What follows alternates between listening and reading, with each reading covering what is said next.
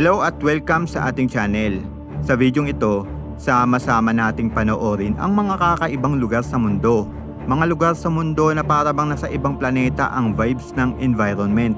Pero bago natin simulan, paki-like muna ng ating video dahil malaking tulong po yan para sa aming mga content creator. Maraming salamat po. Sa unang tingin, parang may mga diamante na nagkalat sa dalampasigan.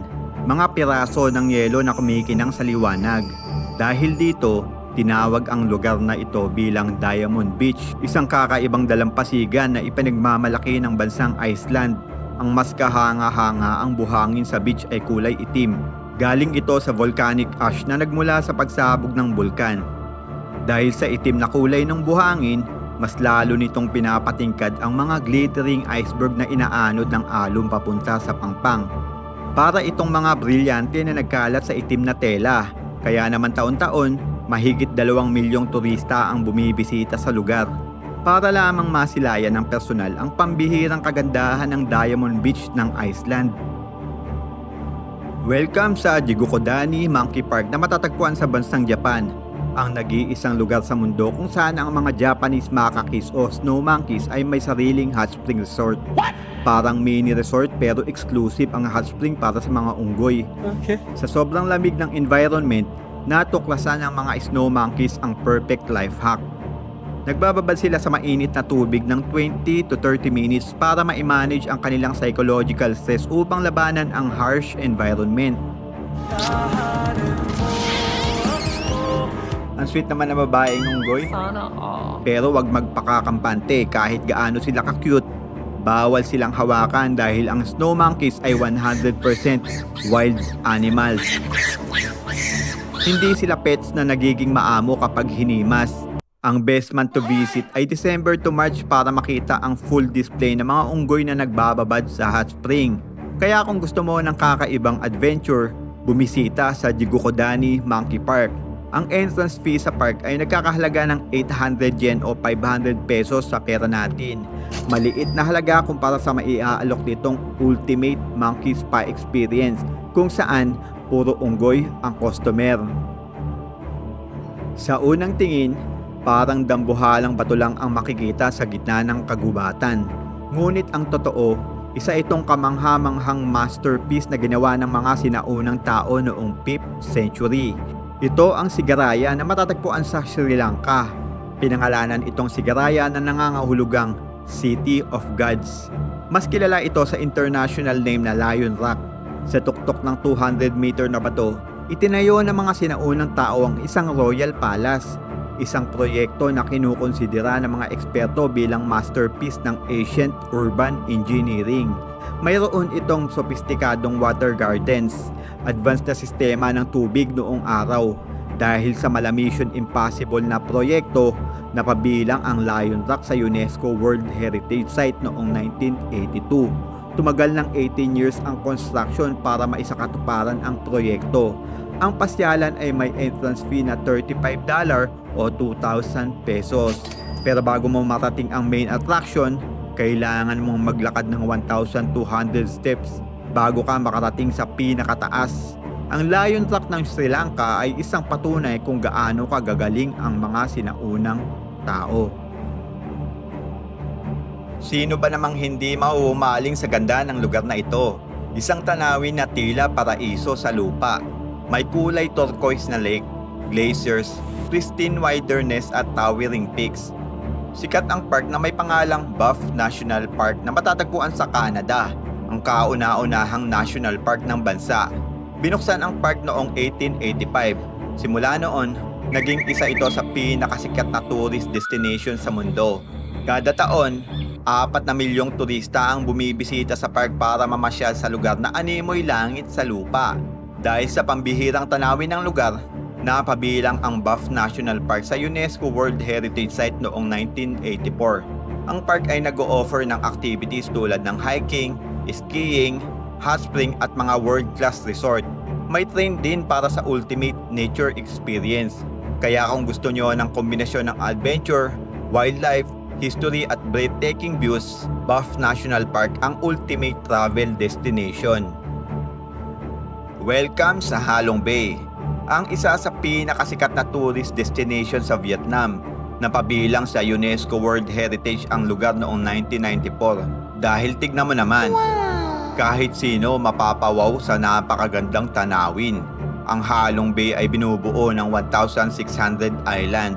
Sobrang daming isla para sa sobrang liit na lugar. Certified magical ang Halong Bay dahil sa mga limestone island. Kada taon, milyong-milyong turista ang dumarayo sa lugar para sa cruise ship experience.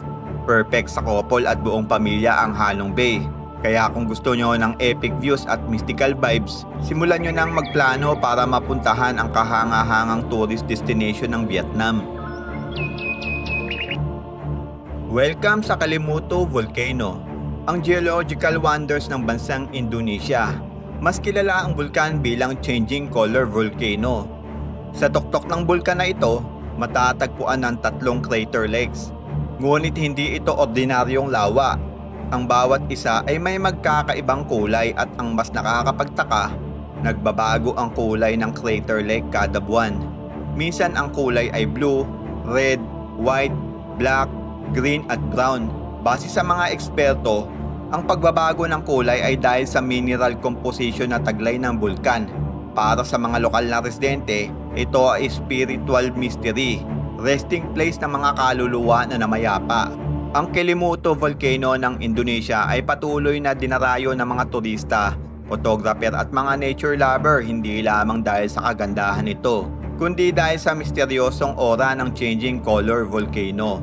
Isang lugar na nagpapaalala na minsan, ang kalikasan ay kayang lumikha ng mga geological wonders na tila lampas sa imahinasyon ng tao. Kung iniisip mo na imposibleng makapagtayo ng kastilyo sa dagat, kailangan mong makita ang kahanga-hangang castle ng France. Ang kastilyo ay tanyag sa pangalang Mont Saint-Michel. Kahit sino mabibighani pag nakita ng harapan ang lugar dahil tignan mo naman, parang lumulutang sa dagat.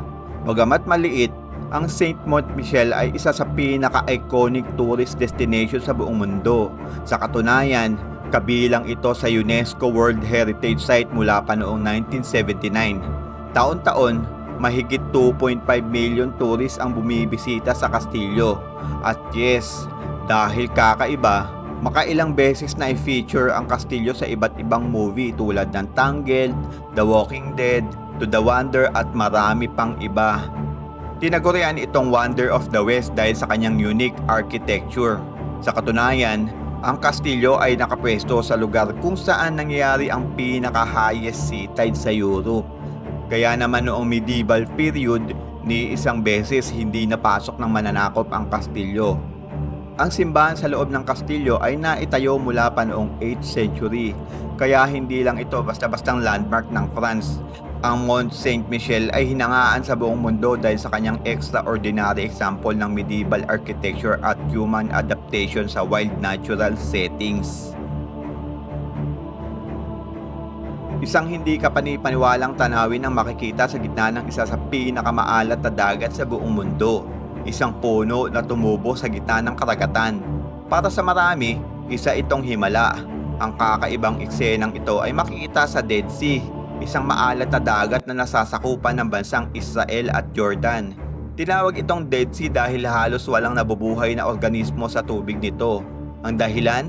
Ang alat ng tubig dito ay halos 10 beses na mas mataas kumpara sa karaniwang dagat. Sa ganitong kondisyon, imposibleng mabuhay ang living creature tulad ng isda, halaman, aquatic organism o puno. Ngunit sa kabila nito, isang puno ang umusbong sa crystallized salt island. Ang puno ay pinangalanan nilang Bird Tree, isang misteryosong puno na tumaliwas sa law of science and nature. Para sa iba, isa lamang itong kakaibang pangyayari, ngunit para sa marami, ito ay isang paalala na kahit sa pinaka hindi inaasahang lugar sa mundo, may paraan pa rin ang buhay upang umusbong. Welcome sa Monument Valley na matatagpuan sa Arizona, ang isa sa pinaka-iconic na lugar sa buong United States. Isang lugar kung saan ang kalikasan mismo ang tila nagtayo ng mga higanting monumento. Ang mga dambuhalang sandstone formations na makikita dito ay hinubog ng kalikasan sa loob ng humigit kumulang 250 million years. Base sa mga eksperto, ang buong lugar ay dating malawak na karagatan. Sa paglipas ng panahon, nagbago ang landscape ng mundo. Unti-unting umatras ang dagat, natuyo ang lupa, dahan-dahang inukit ng hangin, ulan at panahon ang mga batong nakikita natin ngayon. Ang resulta, mga dambuhalang bato na nakatayo sa gitna ng disyerto na para bang higanting rebulto ng kalikasan. Very iconic ang view dahil sa kulay pulang bato na sinamahan ng asul na kalangitan sa background. Isang kombinasyon ng kulay na tila isang perpektong painting ng kalikasan. Dahil sa itsura nito, maraming western movies ang kinunan dito tulad ng Forrest Gump, Back to the Future at marami pang iba. Ang Aurora Borealis ay isa sa pinakakahangahangang liwanag na palabas ng kalikasan.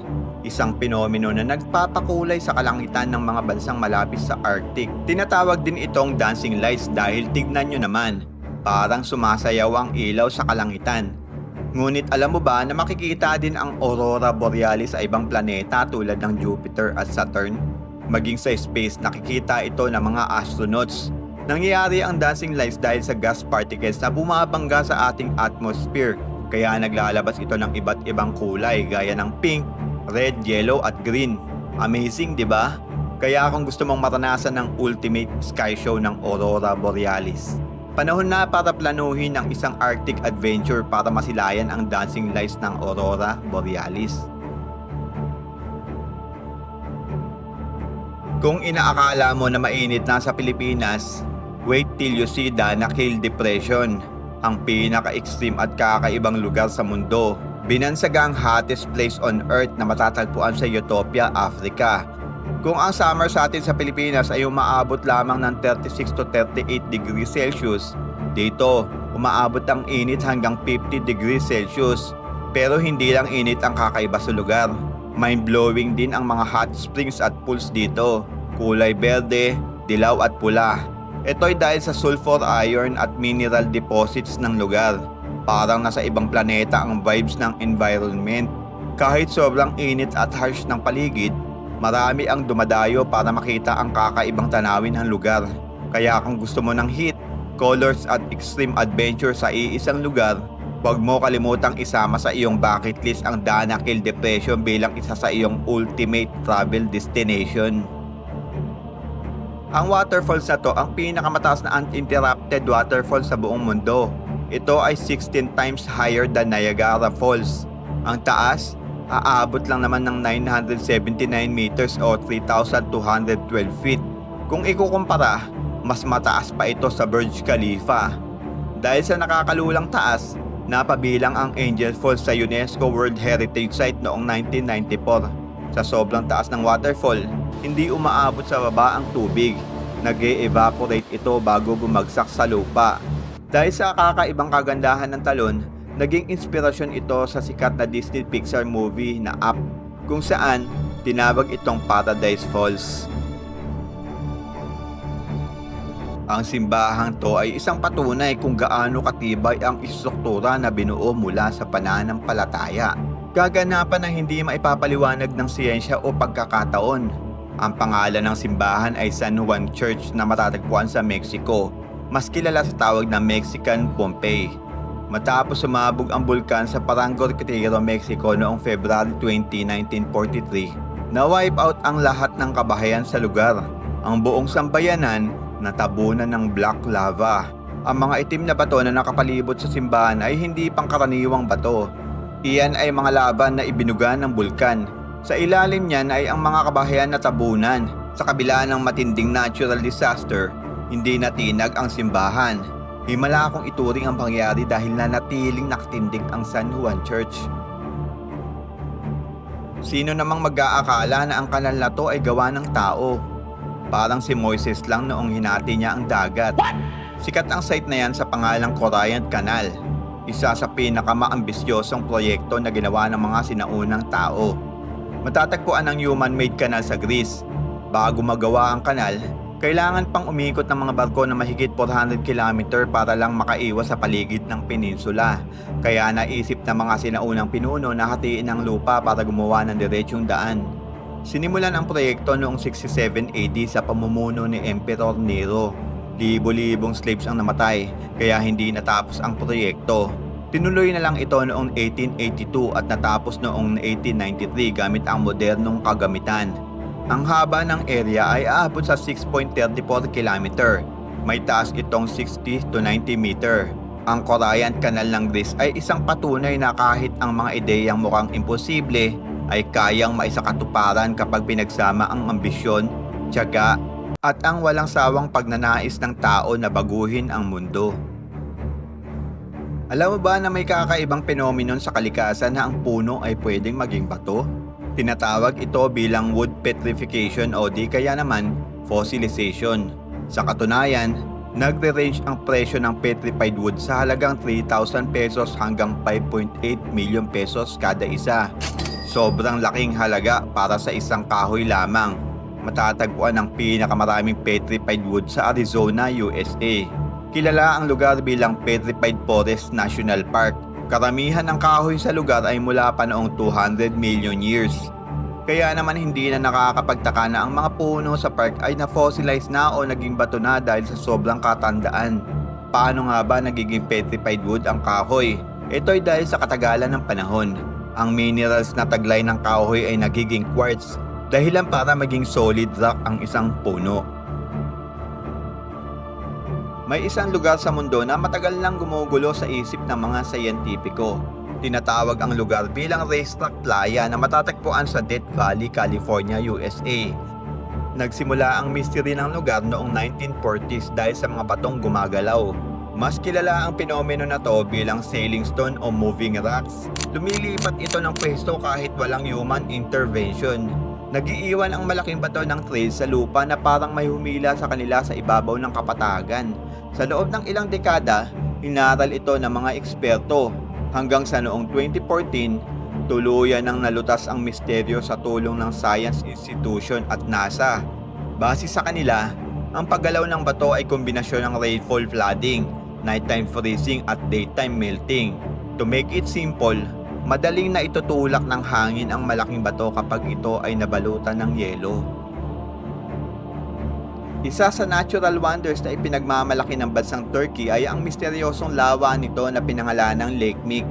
Mas kilala ang bulkan sa tawag na Evil Eye. Napapalibutan ang bulkan ng tinatawag nilang Ma'ar Crater, hindi pangkaraniwang lawa. Isang low relief volcanic crater na dulot ng malakas na pagsabog. Base sa mga eksperto, mahigit 5 million years old na ang kakaibang bulkan. Dahil sa kasikatan ng bulkan, mahigpit itong pinoprotektahan ng mga lokal na residente. Itinuturing nila ang lugar bilang isang national monument at mahalagang bahagi ng kanilang kasaysayan. Kinikilala ng maraming eksperto ang Evil Eye ng Turkey bilang isa sa mga geological wonders ng mundo. Welcome sa Gavilan State Park na matatagpuan sa Utah, USA, kung saan libo-libong bato ang makikita na hugis kabuti. Para bang mula sa ibang planeta ang vibes ng environment. Ang mga bato na hugis kabuti ay mas kilala sa tawag na Gavilans. Nabuo ang rock formation mula pa noong 170 million years. Ang Gavilan Valley ay natuklasan noong 1920s at simula noon, nakilala na to dahil sa medyo eerie pero nakakamanghang kapaligiran ng park. Makikita rin ang mga sediment layers mula pa noong Jurassic period, isang glyph sa sinaunang Earth. Kaya kung gusto nyo ng kakaibang adventure, pwede bisitahin ang lugar. Kapag nakapunta ka ng personal sa park, hindi ka lang naglalakad sa Earth, parang nasa Hollywood sci-fi set ka na rin. Ang entrance ay nagkakahalaga lamang ng $20 o 1,100 pesos para sa isang sasakyan kasama ang buong pamilya. Guys, kung nag-enjoy kayo sa videong to, next week, ang mga lugar na nakikita nyo sa inyong screen naman ang pag-uusapan natin. Pangako, 101% mas mag-i-enjoy kayo sa susunod nating upload. Kaya siguruhing nakasubscribe sa ating channel para ma-notify ka kapag na-upload na natin ang naka-line up nating video. Huwag mo na rin kalimutang i-share at i-like ang ating video dahil malaking tulong na yan para sa aming mga content creator. Maraming salamat sa panonood at kita-kits sa susunod na upload.